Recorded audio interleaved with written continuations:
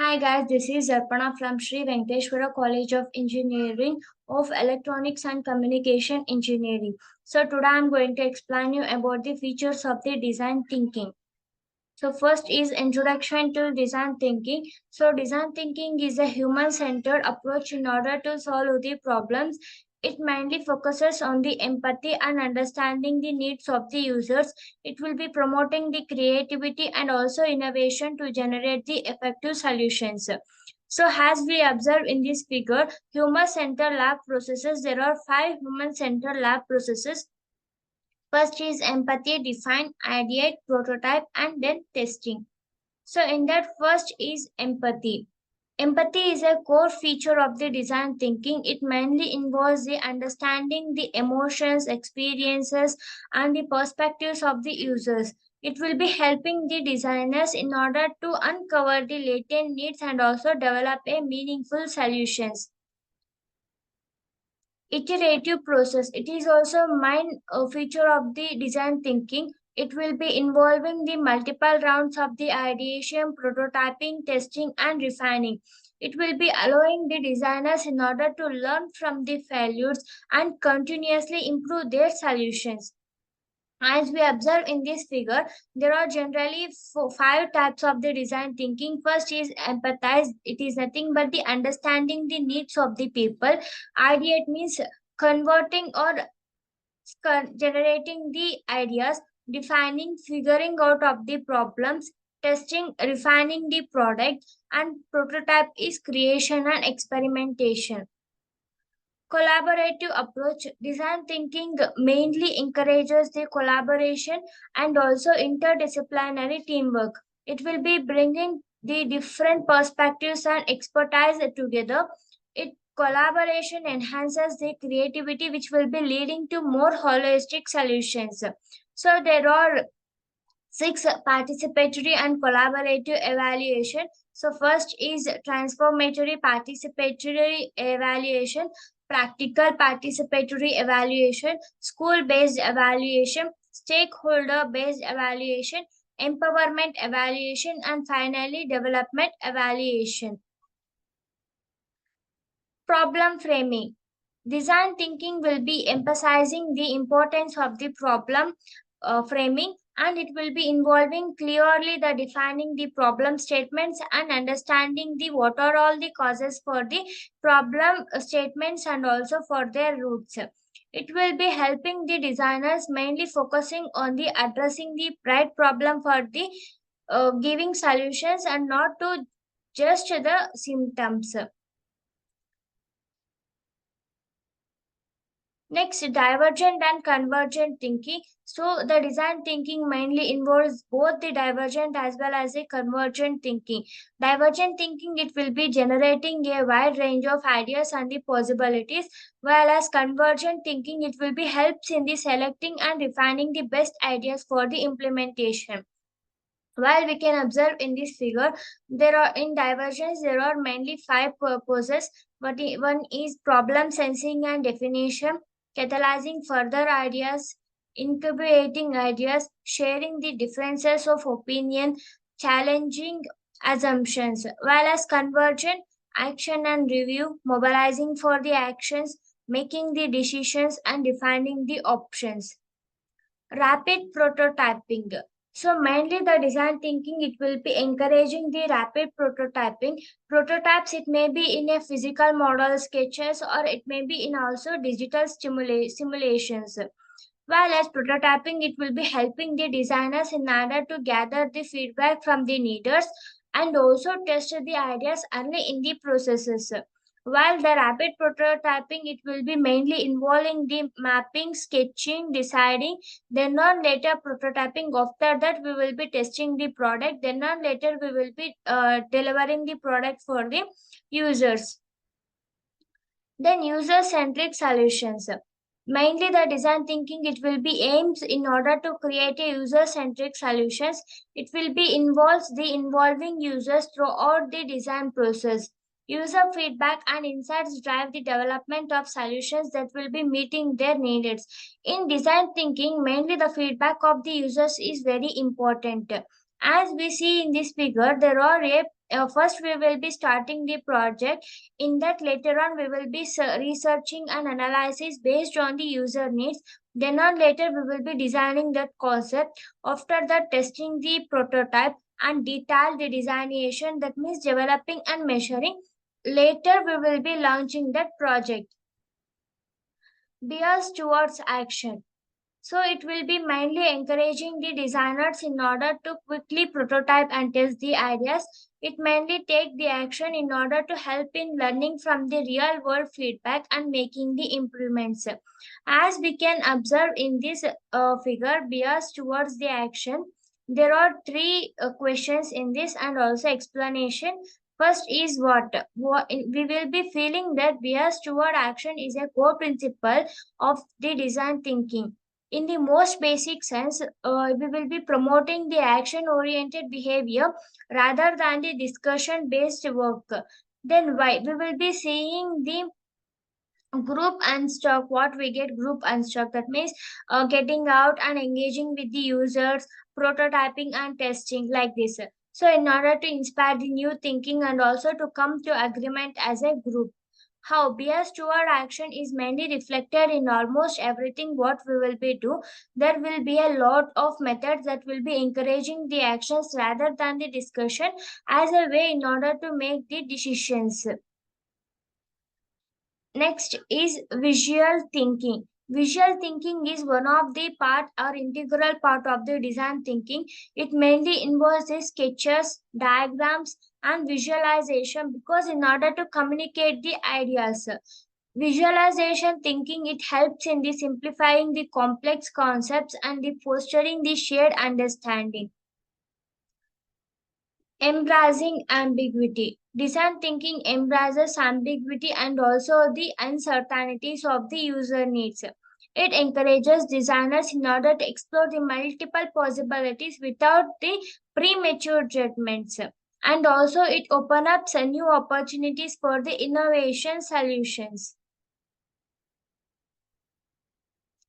Human-centered research. Design thinking relies on human-centered research methods.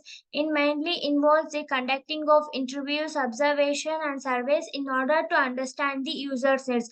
Because based on the user's needs only, we will be designing the product and also we will be delivering the product to the users. Human-centered research will be providing the insights that inform the design processes. Whatever all the aims we will be giving for the user, that we will be getting as a feedback in return. Next, bias towards learning. It is will be that means the design thinking will be promoting a bias towards learning. It encourages the designers in order to embrace the values as the opportunities for growth because in design thinking mainly from the failures we should learn many things. So in that part, the bias towards learning is also one of that.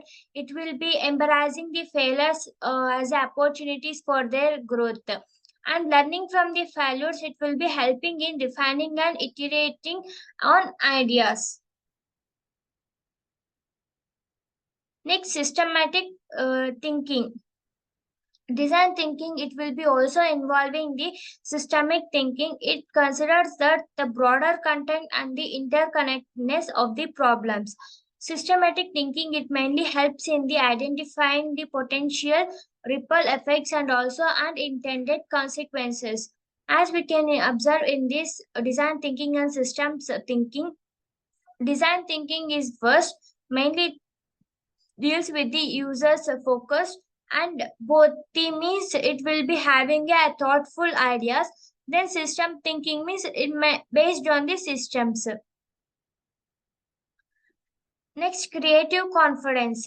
So it mainly empowers the individuals in order to believe in their creative abilities because whatever all the creative ideas are there with the people, if they won't believe in their ideas means then there will be no use. So the creative confidence is one of the foster for the design thinking. It mainly empowers the individual in order to believe in their creative abilities. So creative confidence it enables the designers in order to think outside the box and also explore the unconventional solutions. Next, mindfulness of constraints.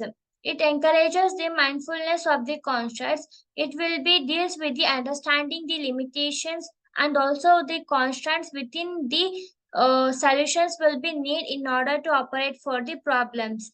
And mindfulness of the constraint, it will be helps in the developing realistic as well as the feasible solutions for the problems. Next is storytelling. So design thinking, it will be utilizing the storytelling in order to communicate the ideas as well as the solutions. It will be helped in the creating compelling narratives of that resonate within the users. Storytelling, it will be bringing the solutions to life and also engages with the stakeholders. Continuous learning. Design thinking, it will be promoting a continuous learning and the improvement, because in design thinking means it will be won't stop with the one product. It will be deals with the many products based on the user needs. So that from this there will be a continuous learning and also improvement will be taking place. It will be encouraging the designers in order to reflect on their process and whatever all the outcomes we will be getting. Continuous learning will be helping in refining the design thinking skills, and also it approaches the user's need. So mindly relentless improvement means it involves the four steps, that is plan, do, check and adjust. In planning there are two, that is state the problem and identify the root cause. Then do. Do means develop and implement the improvements, verify the change, then check, measure whatever all the results we got and evaluate the outcomes. Adjust means celebrate the successes and adjust and establish the standards. Based on this, there will be a learning and improvement will be taking place. Next is impact solutions. So it design thinking mainly aims in order to create a impactful solutions. So it will be focusing on addressing the real user needs and creating a meaningful outputs. And also this will be having the potential in order to create a positive change. So it mainly involves the five stages. First is connect, research, synthesize, plan, then on later create. First, creating means what are all the design thinking aims are that there will be connecting with the user needs. There will be research takes place with the help of the users, and also there will be synthesizing, that means defining that product, and later on we will be imaging, that means we will be enhancing that product, how to make, how to give the output and all. Then we will be planning, that is adjusting, designing, then creating means we will be come out with the one product means then we will be creating how it should be created like this. Then collaborative, that means evaluating. After that the product will be evaluated, then it will be submitted for the users. So based on their feedback we will be getting a impactful solutions. Next, conclusion.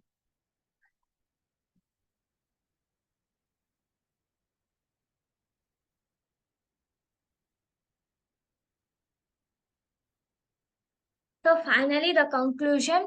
So from the features of design thinking, what I need to say is it is a powerful approach for the innovation and problem solving. Whatever all the products we will be coming out, mind design thinking it will be involving. What are all the vehicles or any projects what we will be doing, the design thinking will be involved in that product. So it is a powerful approach for the innovation and also a solving problem.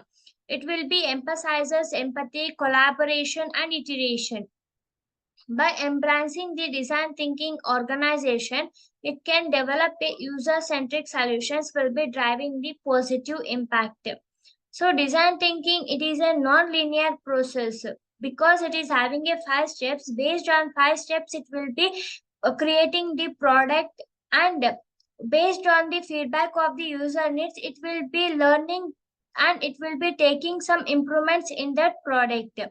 So from that, we will be getting a successful product and also outcome. Thank you for giving such an opportunity in order to explain about the features of design thinking in the subject of innovation and design thinking. Once again, thank you.